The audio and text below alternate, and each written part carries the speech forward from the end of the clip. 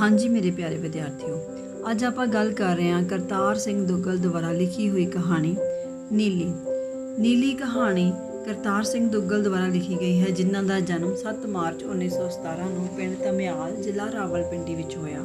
ਉਹਨਾਂ ਨੇ ਸਾਡੇ ਸਾਹਿਤ ਜਗਤ ਵਿੱਚ ਆਪਣੀਆਂ ਬਹੁਤ ਸਾਰੀਆਂ ਵਿਸ਼ੇਸ਼ ਰਚਨਾਵਾਂ ਦਿੱਤੀਆਂ, ਜਿਨ੍ਹਾਂ ਵਿੱਚੋਂ ਇੱਕ ਛਿੱਟ ਚਾਨਣ ਦੀ ਨੂੰ ਸਾਹਿਤ ਅਕਾਦਮੀ ਵੱਲੋਂ ਪੁਰਸਕਾਰ ਮਿਲਿਆ। ਨੀਲੀ ਕਹਾਣੀ ਦੇ ਵਿੱਚ ਉਹਨਾਂ ਨੇ ਪਸ਼ੂਆਂ ਦੀ ਸੰਵੇਦਨਸ਼ੀਲਤਾ ਦੇ ਨਾਲ ਮਨੁੱਖਾਂ ਦੁਆਰਾ ਹੋ ਰਹੇ ਉਹਨਾਂ ਉੱਪਰ ਅਤਿਆਚਾਰਾਂ ਨੂੰ ਬਿਆਨ ਕੀਤਾ ਹੈ। ਤਾਂ ਆਓ ਹੁਣ ਉਹਨਾਂ ਦੀ ਕਹਾਣੀ ਨੂੰ ਤੁਹਾਡੇ ਰੂਬਰੂ ਕਰਦੇ ਹਾਂ, ਜਿਸ ਦਾ ਨਾਮ ਹੈ ਨੀਲੀ ਰੰਗ ਦੀ ਗੋਰੀ ਸੀ, ਜਿਵੇਂ ਕੋਈ ਮੱਖਣ ਦੇ ਪੇੜੇ ਨੂੰ ਦੁੱਧ ਨਾਲ ਧੋ ਕੇ ਰੱਖੇ। ਉਹ ਇੰਨੀ ਸੋਹਣੀ ਤੇ ਸਿਹਤਮੰਦ ਸੀ ਕਿ ਗਵਾਲੇ ਦੇ ਢੇਰ ਡੰਗਰਾਂ ਦੇ ਵਿੱਚੋਂ ਕਹਾਣੀਕਾਰ ਤੇ ਉਸ ਦੀ ਪਤਨੀ ਨੇ ਸਿਰਫ ਨੀਲੀ ਨੂੰ ਹੀ ਪਸੰਦ ਕੀਤਾ ਸੀ। ਕਹਾਣੀਕਾਰ ਦੀ ਪਤਨੀ ਖੁਰਾਕ ਪ੍ਰਤੀ ਬਹੁਤ ਹੀ ਸੁਚੇਤ ਹੁੰਦੀ ਹੈ। ਉਹਨਾਂ ਦੇ ਘਰ ਇੱਕ ਛੋਟੀ ਬੱਚੀ ਹੋਣ ਕਰਕੇ ਉਹ ਦੁੱਧ ਦੀ ਲੋੜ ਨੂੰ ਮੁੱਖ ਰੱਖ ਕੇ ਨੀਲੀ ਨੂੰ ਪਸੰਦ ਕਰਦੇ ਨੇ, ਤੇ ਨਾਲ ਹੀ ਕਹਾਣੀਕਾਰ ਦੀ ਪਤਨੀ ਇਹ ਤੈਅ ਕਰਦੀ ਹੈ ਕਿ ਜੇ ਪਸ਼ੂਆਂ ਦਾ ਸਰੀਰ ਵਧੀਆ ਹੋਵੇ, ਉਹਨਾਂ ਦੀ ਮਤਲਬ ਹੈ ਕਿ ਉਸ ਦੀ ਖਾਦ ਖੁਰਾਕ ਪੂਰੀ ਵਧੀਆ ਹੋਵੇ, ਤੇ ਜੇ ਉਹਨਾਂ ਦੀ ਖਾਦ ਖੁਰਾਕ ਪੂਰੀ ਵਧੀਆ ਹੋਵੇਗੀ ਤਾਂ ਹੀ ਉਹ ਚੰਗਾ ਦੁੱਧ ਦੇਵੇਗੀ। ਤਾਂ ਇਹ ਗੱਲਾਂ ਜਿਹੜੀਆਂ ਨੇ ਉਹ ਕਹਾਣੀਕਾਰ ਦੀ ਪਤਨੀ ਪਹਿਲਾਂ ਹੀ ਗਵਾਲੇ ਨਾਲ ਤੈਅ ਕਰ ਲੈਂਦੀ ਹੈ ਕਿ ਉਹਨਾਂ ਦੇ ਘਰ ਆ ਕੇ ਦੁੱਧ ਚੋਇਆ ਜਾਵੇ ਤੇ ਉਹਨਾਂ ਦੇ ਸਾਹਮਣੇ ਉਹਨਾਂ ਨੀਲੀ ਨੂੰ ਖਾਦ ਖੁਰਾਕ ਦਿੱਤੀ ਜਾਵੇ। ਹੁਣ ਕੀ ਹੁੰਦਾ ਹੈ ਕਿ ਜਿਹੜਾ ਗਵਾਲਾ ਹੈ ਉਹ ਹਰ ਰੋਜ਼ ਸਵੇਰੇ ਕਹਾਣੀਕਾਰ ਦੇ ਘਰ ਆਉਂਦਾ ਹੈ ਤੇ ਨਾਲ ਹਰੇ ਚਾਰੇ ਦੀ ਟੋਕਰੀ ਤੇ ਕੁਝ ਮਸਾਲੇ ਲੈ ਕੇ ਆਉਂਦਾ ਹੈ, ਤੇ ਉਸ ਨੂੰ ਮਹਿੰਦੀ ਦੇ ਦਰਖਤ ਥੱਲੇ ਖੜੀ ਕਰਕੇ ਗਾਗਰ ਵਿੱਚ ਧਾਰ ਚੋਂਦਾ ਹੈ। ਜਦੋਂ ਗਵਾਲਾ ਗਾਗਰ ਵਿੱਚ ਧਾਰ ਕੱਢਦਾ ਹੈ ਤਾਂ ਗਾਗਰ ਦੇ ਵਿੱਚ ਜਦੋਂ ਦੁੱਧ ਦੀ ਧਾਰ ਵੱਜਦੀ ਹੈ ਤਾਂ ਉਹ ਇੱਕ ਮਧੁਰ ਸੰਗੀਤ ਪੂਰੇ ਵਾਤਾਵਰਨ ਵਿੱਚ ਫੈਲ ਜਾਂਦਾ ਹੈ, ਤੇ ਨਾਲ ਹੀ ਜਿਹੜਾ ਹਰਾ ਚਾਰਾ ਹੈ ਉਸ ਦੀ ਖੁਸ਼ਬੂ ਪੂਰੇ ਵਿਹੜੇ ਵਿੱਚ ਫੈਲ ਜਾਂਦੀ ਹੈ। ਇਸ ਤਰੀਕੇ ਨਾਲ ਗਵਾਲਾ ਹਰ ਰੋਜ਼ ਕਹਾਣੀਕਾਰ ਦੇ ਘਰ ਆਉਂਦਾ ਤੇ ਉਹਨਾਂ ਨੂੰ ਦੁੱਧ ਦੇ ਕੇ ਗਾਂ ਨੂੰ ਵਾਪਸ ਲੈ ਜਾਂਦਾ। ਕੁਝ ਦਿਨ ਹੋਏ ਕਿ ਨੀਲੀ ਨੇ ਦੁੱਧ ਦੇਣਾ ਬੰਦ ਕਰ ਦਿੱਤਾ। ਨੀਲੀ ਹੁਣ ਸੂਣ ਵਾਲੀ ਹੋ ਗਈ ਸੀ, ਪਰ ਜ਼ਿਆਦਾ ਦਿਨ ਨਹੀਂ ਪਏ। ਕੁਝ ਦਿਨਾਂ ਬਾਅਦ ਹੀ ਨੀਲੀ ਨੇ ਇੱਕ ਵੱਛੀ ਨੂੰ ਜਨਮ ਦਿੱਤਾ। ਉਹ ਵੱਛੀ ਇੰਨੀ ਸੋਹਣੀ, ਬਿਲਕੁਲ ਮਾਸੂਮ ਜਿਹੀ ਵੱਛੀ, ਇੱਕ ਮਲੂਕੜੀ ਜਿਹੀ ਚਮੜੀ ਵਾਲੀ ਉਸਨੇ ਵੱਛੀ ਦਿੱਤੀ, ਜੋ ਬਿਲਕੁਲ ਆਪਣੀ ਮਾਂ ਵਰਗੀ ਸੀ। ਤਾਂ ਹੁਣ ਇੱਥੇ ਕਹਾਣੀਕਾਰ ਦੀ ਪਤਨੀ ਗਵਾਲੇ ਨੂੰ ਕਹਿੰਦੀ ਹੈ ਕਿ ਉਹ ਗਾਂ ਦੀ ਖੁਰਾਕ ਦੇ ਨਾਲ ਹੁਣ ਵੱਛੀ ਦੀ ਖੁਰਾਕ ਦਾ ਵੀ ਪੂਰਾ ਧਿਆਨ ਰੱਖੇ। ਉਹ ਵਾਰ-ਵਾਰ ਗਵਾਲੇ ਨੂੰ ਇਹੀ ਕਹਿੰਦੀ ਹੈ ਕਿ ਵੱਛੀ ਬਹੁਤ ਸੋਹਣੀ ਹੈ ਤੇ ਇਹ ਅੱਗੇ ਵੱਡੀ ਹੋ ਕੇ ਗਾਂ ਬਣ ਜਾਵੇਗੀ, ਤਾਂ ਇਸ ਦੇ ਨਾਲ ਹੀ ਉਸ ਦਾ ਪੂਰਾ ਧਿਆਨ ਰੱਖਿਆ ਜਾਵੇ। ਪਰ ਗਵਾਲਾ ਇੰਨਾ ਲਾਲਚੀ ਹੋ ਜਾਂਦਾ ਹੈ, ਜਦੋਂ ਗਾਂ ਵੱਛੀ ਦੇ ਦੁਆਰਾ ਹੀ ਦੁੱਧ ਉਤਾਰ ਲੈਂਦੀ ਹੈ ਤਾਂ ਗਵਾਲਾ ਉਸ ਨੂੰ ਮਸਾਲੇ ਪਾਉਣੇ ਬੰਦ ਕਰ ਦਿੰਦਾ ਹੈ, ਤੇ ਦਿਨੋਂ ਦਿਨ ਜਿਹੜਾ ਦੁੱਧ ਹੈ ਉਹ ਪਤਲਾ ਹੁੰਦਾ ਜਾਂਦਾ ਹੈ। ਤਾਂ ਕਹਾਣੀਕਾਰ ਦੀ ਪਤਨੀ ਗਵਾਲੇ ਨੂੰ ਲੜਦੀ ਹੈ ਕਿ ਉਹ ਉਸ ਦੀ ਖੁਰਾਕ ਨੂੰ ਪੂਰਾ ਨਹੀਂ ਦੇ ਰਿਹਾ, ਤੇ ਨਾਲ ਹੀ ਵੱਛੀ ਨੂੰ ਵੀ ਦੁੱਧ ਪੂਰਾ ਨਹੀਂ ਦੇ ਰਿਹਾ। ਖੁਰਾਕ ਘੱਟ ਹੋਣ ਕਰਕੇ ਜਿਹੜਾ ਦੁੱਧ ਹੈ ਉਹ ਦਿਨੋਂ ਦਿਨ ਪਤਲਾ ਹੁੰਦਾ ਜਾ ਰਿਹਾ, ਤੇ ਜੋ ਵੱਛੀ ਹੈ ਉਹ ਹੱਡੀਆਂ ਦੀ ਮੁੱਠ ਬਣਦੀ ਜਾ ਰਹੀ ਹੈ। ਇਸ ਕਰਕੇ ਉਹ ਜਿਹੜੀ ਰੋਜ਼ ਗਵਾਲੇ ਨੂੰ ਝਿੜਕਾਂ ਦਿੰਦੀ ਹੈ ਤੇ ਨਾਲ ਹੀ ਉਸ ਨੂੰ ਖੁਰਾਕ ਦਾ ਧਿਆਨ ਰੱਖਣ ਲਈ ਵਾਰ-ਵਾਰ ਕਹਿੰਦੀ ਹੈ।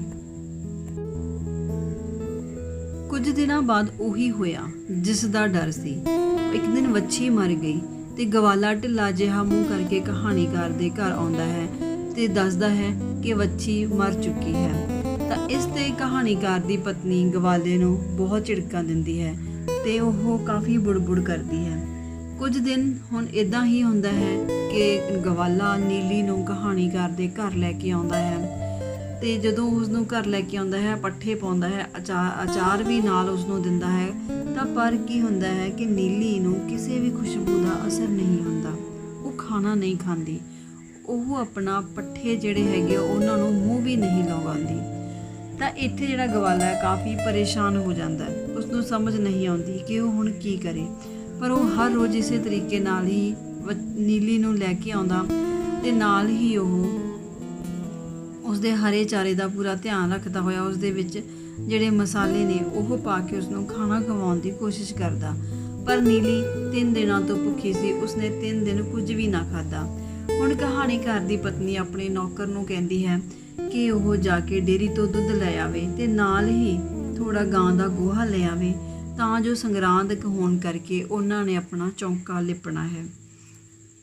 ਇੱਥੇ ਚੌਂਕਾ ਲਿਪਣਾ ਪੁਰਾਣੇ ਸੱਭਿਆਚਾਰ ਦੇ ਵਿੱਚ ਬਹੁਤ ਹੀ ਸ਼ੁਭ ਮੰਨਿਆ ਜਾਂਦਾ ਸੀ। ਸੰਗਰਾਂਦ ਦੇ ਦਿਨ ਹਰ ਇੱਕ ਔਰਤ ਆਪਣੇ ਚੁੱਲ੍ਹੇ ਚੌਂਕੇ ਨੂੰ ਗਾਂ ਦੇ ਗੋਹੇ ਵਿੱਚ ਮਿੱਟੀ ਰਲਾ ਕੇ ਲਿਪਦੀ ਸੀ, ਉਸ ਨੂੰ ਸੰਵਾਰਦੀ ਸੀ, ਤਾਂ ਇਹ ਸੁੱਚਾ ਕਰਨਾ ਹੋ ਜਾਂਦਾ ਹੈ। ਕਿਉਂਕਿ ਹਰ ਘਰ ਦੇ ਵਿੱਚ ਪੁਰਾਣੇ ਸਮੇਂ ਦੇ ਵਿੱਚ ਕੜਾਹ ਪ੍ਰਸ਼ਾਦ ਬਣਦਾ ਸੀ ਅਤੇ ਗੁਰਦੁਆਰੇ ਦੇਗ ਦਿੱਤੀ ਜਾਂਦੀ ਸੀ। ਚਲੋ ਇਹ ਤਾਂ ਹੋਈ ਪੁਰਾਣੇ ਸਮਿਆਂ ਦੀ ਗੱਲ। ਤਾਂ ਹੁਣ ਕੀ ਹੁੰਦਾ ਹੈ, ਜਦੋਂ ਉਹ ਉਸਨੂੰ ਕਹਿੰਦੀ ਹੈ ਕਿ ਉਹ ਸੰਗਰਾਂਦ ਹੈ ਅਤੇ ਉਸਨੇ ਚੁੱਲ੍ਹਾ ਚੌਂਕਾ ਲਿਪਣਾ ਹੈ, ਅਤੇ ਆਪਣੇ ਨੌਕਰ ਨੂੰ ਹੁਕਮ ਦਿੰਦੀ ਹੈ ਕਿ ਉਹ ਦੁੱਧ ਲਿਆਉਣ ਦੇ ਨਾਲ ਨਾਲ ਥੋੜ੍ਹਾ ਜਿਹਾ ਗਾਂ ਦਾ ਗੋਹਾ ਵੀ ਲੈ ਆਵੇ। ਤਾਂ ਹੁਣ ਨੀਲੀ ਜੋ ਹੈ ਉਹ ਹਰ ਰੋਜ਼ ਉਹਨਾਂ ਦੇ ਘਰੇ ਆਉਂਦੀ ਹੈ, ਪਰ ਦੁੱਧ ਨਹੀਂ ਦੇ ਕੇ ਜਾਂਦੀ। ਤਾਂ ਹੁਣ ਗਵਾਲਾ ਜਿਹੜਾ ਹੈ ਉਹ ਪਰੇਸ਼ਾਨ ਹੋ ਜਾਂਦਾ। ਚੌਥਾ ਦਿਨ ਹੋ ਜਾਂਦਾ, 3 ਦਿਨ ਨੀਲੀ ਪੂਰੀ ਭੁੱਖੀ ਰਹਿੰਦੀ ਹੈ, ਅਤੇ ਚੌਥੇ ਦਿਨ ਆ ਕੇ ਜਦੋਂ ਉਹ ਕਹਾਣੀਕਾਰ ਦੇ ਘਰ ਆਉਂਦੀ ਹੈ ਤਾਂ ਉਹ ਪੱਠਿਆਂ ਨੂੰ ਖਾਣਾ ਸ਼ੁਰੂ ਕਰਦੀ ਹੈ। ਇਹ ਦੇਖ ਕੇ ਗਵਾਲਾ ਉਸਦੇ ਪੱਠਿਆਂ ਦੇ ਵਿੱਚ ਹੋਰ ਮਸਾਲੇ ਰਲਾਉਂਦਾ ਹੈ, ਜਿਸ ਦੇ ਨਾਲ ਪੂਰੇ ਵਾਤਾਵਰਨ ਦੇ ਵਿੱਚ, ਘਰ ਦੇ ਵਿਹੜੇ ਦੇ ਵਿੱਚ ਮਸਾਲਿਆਂ ਦੀ ਖੁਸ਼ਬੂ ਆਉਣੀ ਸ਼ੁਰੂ ਹੋ ਜਾਂਦੀ ਹੈ।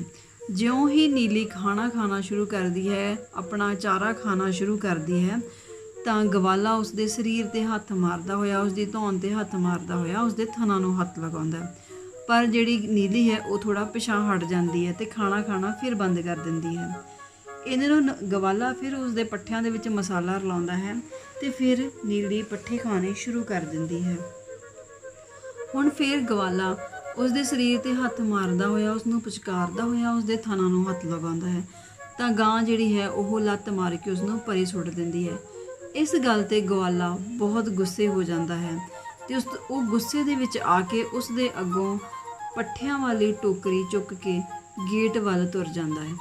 ਤਾਂ ਉਸ ਨੂੰ ਜਦੋਂ ਗੇਟ ਵੱਲ ਜਾਂਦੇ ਨੂੰ ਨੀਲੀ ਆਪਣੀਆਂ ਭਿੱਜੀਆਂ ਹੋਈਆਂ ਅੱਖਾਂ ਨਾਲ ਦੇਖਦੀ ਹੈ ਅਤੇ ਇੱਕ ਤਰਲਾ ਕਰਦੀ ਹੈ, ਜਿਵੇਂ ਉਹ ਉਸ ਨੂੰ ਆਵਾਜ਼ਾਂ ਮਾਰ ਰਹੀ ਹੋਵੇ ਕਿ ਉਹ ਵਾਪਸ ਆ ਜਾਵੇ। ਤਾਂ ਹੁਣ ਨੀਲੀ ਇੱਥੇ ਗਵਾਲੇ ਦੀ ਉਡੀਕ ਕਰਦੀ ਹੋਈ ਉਸੇ ਤਰੀਕੇ ਨਾਲ ਹੀ ਖੜੋਤੀ ਹੈ। ਤਾਂ ਨੀਲੀ ਦੇ ਮਨ ਦੇ ਵਿੱਚ ਹੁਣ ਇਹ ਹੈ ਕਿ ਉਹ ਕਦੋਂ ਤੱਕ ਵਾਪਸ ਆਵੇ, ਕਿਉਂਕਿ ਉਸਨੂੰ 3 ਦਿਨ ਤੋਂ ਭੁੱਖੀ ਹੁੰਦੀ ਹੈ ਅਤੇ ਉਸਨੂੰ ਭੁੱਖ ਬਹੁਤ ਲੱਗੀ ਹੁੰਦੀ ਹੈ। ਤਾਂ ਹੁਣ ਉਹ ਗਵਾਲੇ ਨੂੰ ਪੁਕਾਰਦੀ ਹੈ ਅਤੇ ਆਪਣੇ ਮਨ ਹੀ ਮਨ ਦੇ ਵਿੱਚ ਉਹ ਕਹਿੰਦੀ ਹੈ ਕਿ ਤੂੰ ਮੁੜਿਆ, ਮੈਨੂੰ 3 ਦਿਨ ਹੋ ਗਏ ਨੇ ਭੁੱਖੇ ਭਾਣੇ ਖੜਿਆ, ਮੇਰੀਆਂ ਹੁਣ ਲੱਤਾਂ ਵੀ ਮੇਰੇ ਸਰੀਰ ਦਾ ਭਾਰ ਨਹੀਂ ਝੱਲਦੀਆਂ, ਮੈਥੋਂ ਤੁਰਿਆ ਨਹੀਂ ਜਾਂਦਾ, ਮੈਂ ਕੀ ਕਰਾਂ, ਮੇਰੀ ਬੱਚੀ, ਮੇਰੀਆਂ ਆਂਦਰਾਂ ਦਾ ਜਿਹੜਾ ਸਾਕ ਸੀ ਉਹ ਮੇਰੇ ਤੋਂ ਦੂਰ ਹੋ ਚੁੱਕਿਆ, ਮੈਂ ਹੁਣ 3 ਦਿਨ ਤੋਂ ਭੁੱਖੀ ਹਾਂ, ਮੈਂ ਉਸ ਦੇ ਬਿਨਾਂ ਤਾਂ ਸਾਰ ਲਵਾਂਗੀ, ਪਰ ਮੱਚੜੇ ਢਿੱਡ ਦਾ ਕੀ ਕਰਾਂ, ਇਹਦੇ ਬਿਨਾਂ ਮੇਰੇ ਤੋਂ ਤੁਰਿਆ ਵੀ ਨਹੀਂ ਜਾਂਦਾ, ਮੇਰੀਆਂ ਅੱਖਾਂ ਦੇ ਮੂਹਰੇ ਹਨੇਰਾ ਆ ਰਿਹਾ ਹੈ। ਅਤੇ ਫਿਰ ਉਹ ਨਾਲ ਹੀ ਉਹ ਕਹਿੰਦੀ ਹੈ ਉਸਨੂੰ ਕਿ ਉਸਨੇ ਦੁੱਧ ਕੀ ਕਰਨਾ ਹੈ। ਗਵਾਲਾ ਗੁੱਸੇ ਦੇ ਵਿੱਚ ਇਸੇ ਕਰਕੇ ਚਲਿਆ ਜਾਂਦਾ ਹੈ ਕਿਉਂਕਿ ਨੀਲੀ ਦੁੱਧ ਨਹੀਂ ਦਿੰਦੀ। ਤਾਂ ਉਸਨੂੰ ਤਰਲਾ ਕਰਦੀ ਹੋਈ ਦਿਖਾਈ ਦਿੰਦੀ ਹੈ ਕਿ ਮੈਂ ਹੁਣ ਦੁੱਧ ਕੀ ਕਰਨਾ ਹੈ, ਅਖੀਰ ਤੁਹਾਨੂੰ ਹੀ ਦੇਣਾ ਹੈ, ਮੇਰੀ ਬੱਚੀ ਤਾਂ ਰਹੀ ਨਹੀਂ ਜਿਸਨੇ ਮੇਰਾ ਦੁੱਧ ਪੀਣਾ। ਇਸ ਕਰਕੇ ਉਹ ਜਿਹੜੀ ਹੈ ਕਹਾਣੀਕਾਰ ਬੜੀ ਸੋਹਣੀ ਰਚਨਾ ਕਰਦਾ ਅਖੀਰ ਦੇ ਵਿੱਚ ਕਿ ਉਹ ਤਰਲਾ ਕਰਦਾ ਇੱਕ ਮਾਂ ਦੀ ਸਥਿਤੀ ਨੂੰ ਬਿਆਨ ਕਰਦਾ ਹੈ ਕਿ ਕਿਸ ਤਰੀਕੇ ਨਾਲ ਇੱਕ ਮਾਂ ਆਪਣੇ ਬੱਚੇ ਦੇ ਵਿਰਲਾਪ ਦੇ ਵਿੱਚ ਖਾਣਾ ਖਾਣਾ ਛੱਡ ਦਿੰਦੀ ਹੈ, ਪਰ ਅਖੀਰ ਉਸਨੂੰ ਜਿਉਂਦੇ ਰਹਿਣ ਵਾਸਤੇ ਉਸ ਭੋਜਨ ਦੀ ਲੋੜ ਜ਼ਰੂਰ ਪੈਂਦੀ ਹੈ। ਉਹ ਉਸਨੂੰ ਵੀ ਕਹਿੰਦੇ ਇਨਸਾਨ ਦੀ ਤਰ੍ਹਾਂ ਇੱਕ ਜਾਨਵਰ ਨੂੰ ਵੀ ਸਮਾਂ ਲੱਗਦਾ ਹੈ ਆਪਣੇ ਬੱਚਿਆਂ ਨੂੰ ਭੁੱਲਣ ਵਾਸਤੇ। ਇਨਸਾਨ ਲਾਲਚ ਵਸ ਹੋ ਕੇ ਉਸ ਨੂੰ ਦੁੱਧ ਨਹੀਂ ਦਿੰਦਾ ਅਤੇ ਅਖੀਰ ਉਹ ਭੁੱਖੀ ਭਾਣੀ ਵੱਛੀ ਮਰ ਜਾਂਦੀ ਹੈ, ਜਿਸ ਦੇ ਵਿਰਲਾਪ ਵਿੱਚ ਨੀਲੀ ਖਾਣਾ ਖਾਣਾ ਬੰਦ ਕਰ ਦਿੰਦੀ ਹੈ ਅਤੇ ਉਹ ਗਵਾਲੇ ਦੀਆਂ ਇੱਕ ਤਰੀਕੇ ਨਾਲ ਅੱਖਾਂ ਦੇ ਵਿੱਚ ਉਸਦੇ ਮਿੰਨਤਾਂ ਹੁੰਦੀਆਂ ਨੇ, ਅੱਖਾਂ ਦੇ ਵਿੱਚ ਉਸਦੇ ਤਰਲਾ ਹੁੰਦਾ ਹੈ ਅਤੇ ਆਪਣੀ ਬੱਚੀ ਦਾ ਦਰਦ ਹੁੰਦਾ ਹੈ। ਤਾਂ ਇੱਥੇ ਹੀ ਜਿਹੜੀ ਹੈ ਕਹਾਣੀ ਉਹ ਖਤਮ ਹੋ ਜਾਂਦੀ ਹੈ। ਤਾਂ ਹੁਣ ਆਪਾਂ ਗੱਲ ਕਰਦੇ ਹਾਂ ਕਿ ਕਹਾਣੀ ਦੇ ਵਿੱਚ ਕਹਾਣੀਕਾਰ ਨੇ ਆਪਣੀ ਪਤਨੀ ਨੂੰ ਤ੍ਰੀਮਤ ਕਿਹਾ ਹੈ। ਇਸ ਦੇ ਵਿੱਚ ਉਸਨੇ ਆਪਣੀ ਪਤਨੀ ਨੂੰ ਕੋਈ ਨਾਮ ਨਹੀਂ ਦਿੱਤਾ, ਉਸਨੂੰ ਤ੍ਰੀਮਤ ਸ਼ਬਦ ਵਰਤ ਕੇ ਉਸਨੂੰ ਸੰਬੋਧਨ ਕੀਤਾ ਹੈ। ਅਤੇ ਦੂਜੇ ਪਾਸੇ ਕਹਾਣੀਕਾਰ ਦੇ ਘਰ ਇੱਕ ਬੱਚੀ ਹੁੰਦੀ ਹੈ ਛੋਟੀ, ਨਾਲ ਇੱਕ ਨੌਕਰ ਹੁੰਦਾ ਹੈ ਅਤੇ ਤੀਜਾ ਇਹ ਇੱਕ ਅਖੀਰਲਾ ਪਾਤਰ ਹੁੰਦਾ ਹੈ ਗਵਾਲਾ। ਹੁਣ ਕਹਾਣੀਕਾਰ ਦੀ ਜਿਹੜੀ ਪਤਨੀ ਹੁੰਦੀ ਹੈ ਉਹ ਖੁਰਾਕ ਪ੍ਰਤੀ ਬੜੀ ਸੁਚੇਤ ਹੁੰਦੀ ਹੈ। ਉਹ ਆਪਣੀ ਖੁਰਾਕ ਦੇ ਨਾਲ ਨਾਲ ਜਾਨਵਰਾਂ ਦੀ ਖੁਰਾਕ ਦਾ ਵੀ ਵਿਸ਼ੇਸ਼ ਧਿਆਨ ਰੱਖਦੀ ਹੈ। ਫਿਰ ਤਾਂ ਹੀ ਤਾਂ ਉਹ ਗਵਾਲੇ ਤੋਂ ਵਾਰ-ਵਾਰ ਚੈੱਕ ਕਰਦੀ ਹੈ ਕਿ ਉਹ ਉਸਨੂੰ ਪੂਰੀ ਖੁਰਾਕ ਦੇ ਰਿਹਾ ਹੈ ਕਿ ਨਹੀਂ। ਕਹਾਣੀਕਾਰ ਦੀ ਪਤਨੀ ਬੜੀ ਪਾਰਖੂ ਵੀ ਹੁੰਦੀ ਹੈ, ਕਿਉਂਕਿ ਜਦੋਂ ਦੁੱਧ ਪਤਲਾ ਹੁੰਦਾ ਤਾਂ ਉਸਨੂੰ ਸਮਝ ਆ ਜਾਂਦੀ ਹੈ ਕਿ ਗਾਂ ਨੂੰ ਪੂਰੀ ਖੁਰਾਕ ਨਹੀਂ ਮਿਲ ਰਹੀ, ਤੇ ਨਾਲ ਹੀ ਉਹ ਨੀਲੀ ਦੀ ਬੱਚੀ ਦੀ ਸਿਹਤ ਦੇਖ ਕੇ ਵੀ ਸੋਚਦੀ ਹੈ ਕਿ ਉਸਨੂੰ ਪੂਰਾ ਦੁੱਧ ਜਿਹੜਾ ਹੈ ਉਹ ਨਹੀਂ ਛੱਡਿਆ ਜਾਂਦਾ। ਇੱਕ ਹੋਰ ਸ਼ਬਦ ਸੀ ਇਸ ਦੇ ਵਿੱਚ ਕਿ ਸੰਗਰਾਂਦ ਦੀ ਸ਼ਬਦ ਦੀ ਵਰਤੋਂ ਕੀਤੀ ਗਈ ਸੀ। ਤਾਂ ਉਸ ਦੇ ਵਿੱਚ ਇਹ ਕਹਾਣੀਕਾਰ ਦੀ ਪਤਨੀ ਬੜੀ ਸੰਸਕਾਰੀ ਅਤੇ ਧਾਰਮਿਕ ਬਿਰਤੀ ਵਾਲੀ ਦਿਖਾਈ ਦਿੰਦੀ ਹੈ, ਜਿਸ ਦੇ ਵਿੱਚ ਉਹ ਗੱਲ ਕਰਦੀ ਹੈ ਕਿ ਉਸ ਨੂੰ ਗੋਹਾ ਲਿਆ ਕੇ ਦਿੱਤਾ ਜਾਵੇ ਤਾਂ ਜੋ ਉਸਨੇ ਚੁੱਲ੍ਹਾ ਚੌਂਕਾ ਲਿਪਣਾ ਹੈ। ਅਖੀਰ ਜਦੋਂ ਨੀਲੀ ਦੀ ਵੱਛੀ ਮਰ ਜਾਂਦੀ ਹੈ ਤਾਂ ਕਹਾਣੀਕਾਰ ਦੀ ਪਤਨੀ ਕਹਾਣੀਕਾਰ ਦੇ ਨਾਲ ਗਵਾਲੇ ਨੂੰ ਕਾਫੀ ਝਿੜਕਾਂ ਦਿੰਦੀ ਹੈ ਕਿ ਉਸਨੇ ਉਸ ਦਾ ਧਿਆਨ ਨਹੀਂ ਦਿੱਤਾ।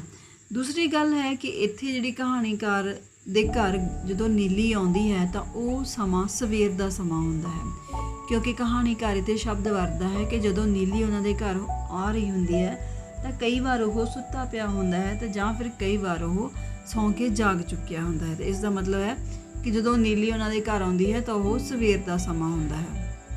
ਤੇ ਗਵਾਲਾ ਡੰਗਰਾਂ ਦਾ ਕੰਮ ਕਰਦਾ ਹੈ, ਦੁੱਧ ਵੇਚਣ ਦਾ ਕੰਮ ਕਰਦਾ ਹੈ ਤੇ ਜਾਨਵਰਾਂ ਦੀ ਸਾਂਭ ਸੰਭਾਲ ਦਾ ਕੰਮ ਕਰਦਾ ਹੈ। ਇੱਥੇ ਹੀ ਆਪਣੀ ਅੱਜ ਦੀ ਕਹਾਣੀ ਦੀ ਚਰਚਾ ਖਤਮ ਹੁੰਦੀ ਹੈ।